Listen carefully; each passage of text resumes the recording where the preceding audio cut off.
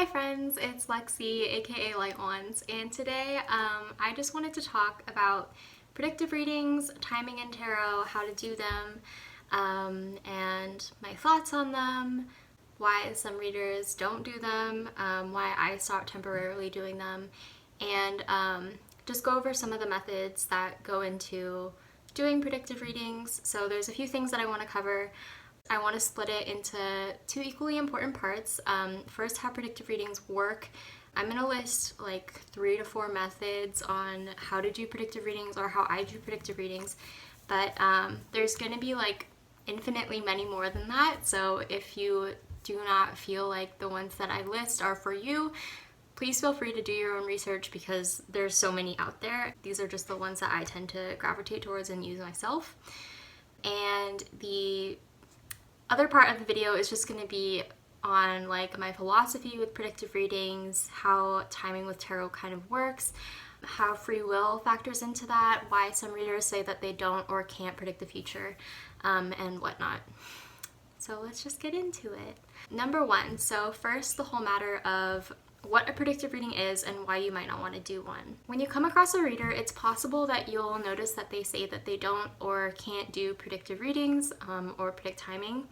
And there's 2 reasons or 2 primary reasons why this is. Number 1, the future is fluid. So if if I predict that tomorrow you are gonna go to the grocery store, you could just not go to the grocery store because you have free will, which is the second reason, is that you have free will.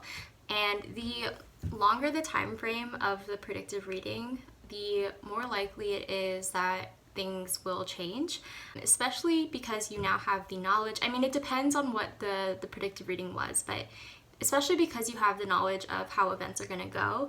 In an ideal situation, if something like really terrible was about to happen or something was going in a way that you don't want it to, now that you have that information, ideally you would change your course of action so that you avoid that outcome. So that's sort of, in my opinion, predictive readings at their best, because you're seeing a potential outcome that you don't like and you're using that to swerve around it. For the most part, I believe that predictive readings have a time and a place. I personally just don't view them as the most productive use of your time and money. If I was going to get a reading from a reader that I really liked, I personally wouldn't tend to spend that money on a predictive reading or a future-based reading. I tell this story a lot in explaining how predictive readings can tend to work out for better or worse. But one time, actually this past summer, I was out with my partner and his friend, and I had this feeling that we were just going to end up walking home. I didn't know why, I didn't know when, I didn't know where or how these situations or circumstances ended up being. I just knew that I just saw us like walking home at night, and I didn't know what to do with that information because I didn't know how we got there, and I didn't know like if that was actually going to happen or if like I could avoid that at all. So I just we went about our night, and at one point we were waiting for the bus, and I thought, maybe we should just walk because I saw us walking home anyways, and I felt like maybe we missed the bus or the bus comes late or whatnot. And long story short, the bus never came. We ran for another bus and just missed it by like a couple of seconds. And by this point, it was way too late for his friend to come back to our apartment and hang out with us. So he ended up going home, and so at the end of it, it ended up working out just like how I thought it would. It was just me and my partner walking home by ourselves, not using a bus to get there, not using any sort of transportation. And when I think about like how that situation could have played out with a predictive reading, there's like those 2 possibilities, right? Where if I wanted a predictive reading, the answer I would have gotten was you end up walking home at night by yourselves, and that then I would have just ended up with the exact same situation that I got, because that's the feeling that I had initially anyways. But if I had asked a different question, like, when you go out tonight, like, what should you do? What is the attitude that you should take up? And I might have gotten an answer like, if you have a feeling about something, you should speak up more. And if I had taken that advice, well, first of all, if I had gotten that reading, I wouldn't have known what to do with it. That's why it's not as fun to get a not predictive reading, because it doesn't make sense when you receive it. But when the time comes, I would have had like an actual use for that reading, and I might have spoken up a little bit more and said like, no, like I definitely think that we should walk home at this point instead of prolonging our time out. So yeah, that's, I think, how predictive readings can be sort of limiting. We have limited knowledge or experience when it comes to like if we receive a predictive reading, we don't necessarily know how that event is going to play out. We don't know when it's going to play out. We don't know what has brought us to that situation. With our limited view, it's really hard to use a predictive reading to its fullest. So I think that's just something to keep in mind. And that is why a lot of readers don't do predictive readings. It's because, not because they're trying to be a party pooper, but because it's not necessarily the most productive option. And I think that a lot of readers want to be helpful, and that's why they're doing their job the way they are. And I think it's like their right to say that they don't want to do predictive readings. Maybe it's just not their style. And honestly, the reason that predictive readings aren't in my shop right now temporarily, it's just because they were tiring me out a little bit. I kind of felt like I wanted to focus a lot more on that second kind of reading, right? Like the more introspective, the more like guidance-based reading, not the list of events kinds of readings. Because as fun as it is to receive those kinds of readings, I wasn't having as much fun doing them. But yeah, that's just a temporary thing. I have always sort of been in the middle when it comes to my stance on predictive readings. I don't tend to think of them as like the worst thing in the world, but they're not my favorite either. I would never like knock them or say that they're useless. I just think that they have a time and place, and sometimes people have like misconceptions about what they can actually do with a predictive reading and the just limitations on them in general. Okay, with that like whole disclaimer out of the way, I will actually like go into talking about how you can predict some timing with tarot. There's a few ways that I use or I predict timing with cards. I will use my Rider-Waite to demonstrate. Number one is just to use the number of the card. So let's say, for example, okay, I honestly can't think of anything, so I'm just gonna show you the method without actually like thinking of a thing. So basically, I would just pull a card, and we got the Wheel of Fortune, which is 10. So we could say that this is 10 days, 10 weeks, or 10 years. And it really depends on, at this point, it's just how you feel. It's like an intuitive thing, like how you would read anything else.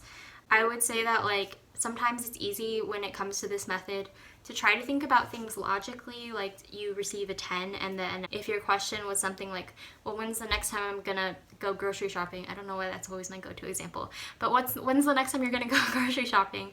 Well, chances are it's not 10 years, and chances are it's not in 10 months, so you would probably say something like, it's 10 hours, or it's 10 weeks, or 10 days. And I think that because timing can just have a lot to do with how we logically perceive things, we might not like actually think about things intuitively. So like if I ran, like that's I think what the limitation with this method is, because generally speaking, like if someone maybe like comes up to me and asks me like, when do you think I'm gonna find love next, and then I receive a 10, I would say that like logically my next instinct would be to say like 10 months or 10 weeks. 10 days can feel a little bit soon. I mean, I don't know. That's just sort of like a logical barrier that you have to get through. You have to make sure that you're using your intuition and not trying to like think things through like in your head.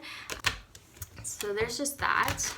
The second way that I like to predict timing is just to set the time frame first. So I'm just saying like, here's the events that are going to happen in the next month, and then I would just lay out some cards and I would ask for them to come in order. So I would lay out some cards like, I got the Magician, 3 of Wands, and Page of Swords. So I would just say like within the next month, you know, we have the Magician first. So maybe it starts out as a month of like a lot of energy, a lot of manifesting potential. Maybe you're focusing on your hobbies a lot. And then second, maybe midway through the month now, we're reflecting a lot on your journey so far, looking ahead to the next couple events in the month. And then Page of Swords, we end with a more outgoing, action-based, logic-based attitude. Maybe you're cutting cords or moving forward in new ways, you know, just stuff like that. It would just be like in order of how I feel like the month is gonna go. I like this method because when you set the time frame first, there's less room for doubt or like worrying whether or not you are getting the time frame wrong. I would like the time frame when I'm doing a reading to ideally be like the last thing that I'm worrying about. I want that to be solid. So the less room there is for that to get messy, the better. Number 3 is to use an oracle deck that specifies time. And I use this one, the Only Time Will Tell Oracle deck. I think this specific version is out of print, and for a long time I would say that I use this deck for timing, but then not have any deck to refer people to because it was out of print. But I think the artist just released a second version, so I can put the link in the description. I really like this deck a lot because it has like the potential to be somewhat vague and potentially just like not give you an answer, which I think is really important with timing, because sometimes you're just not meant to know the time of something, which is another reason why some readers might not do it, because timing is tricky. But yeah, it's really sometime. Randomly. It has the opportunity to be like very vague and also very specific. So I really like it a lot. And I would say that this is my go-to method just because I'm comfortable with it and I know that like it is given the opportunity to just not give me an answer.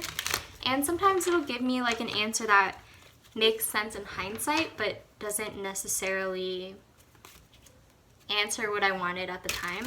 And I think that's how predictive readings should be sometimes. And then this is a option number 4, which is a more like small secret option, would just be to know timing intuitively. Sometimes when I read for other people, I just get time frames popping into my head randomly. That is just a blessing and a curse of claircognizance. Sometimes you just like receive information randomly, intuitively, and it is what it is. So like sometimes I'll be reading cards and I'll see an event happening and then I'll be like, oh, that's happening in like 3 to 4 weeks. And I'll say it out loud. I'll say it if I intuit it naturally. If I get that in my head randomly, I'm gonna assume that they're meant to hear it. So there is that one. That can be a way that you just receive time, and I want to acknowledge that. But I want to say that obviously like that isn't for everyone, and you don't have to feel like you need to receive timing naturally. I would highly recommend getting a deck like this or making a deck like this for yourself. I can talk about how you can make a deck another day, but this is one of my favorite ways to tell time. So thank you so much for watching. I'm sorry sometimes if I kept looking at the camera in the wrong direction, but I'm getting used to speaking on camera for sure, so I'll get the hang of it eventually. I hope that this helped in some way or like clarified a few things about predictive readings, how they work, and how you can do them with timing. Otherwise, I will see you again in the next week or so, probably, just to do another pick a card reading. We'll return to regularly scheduled content after this. Also, I'm doing a giveaway. I keep staring at my little rose quartz sphere.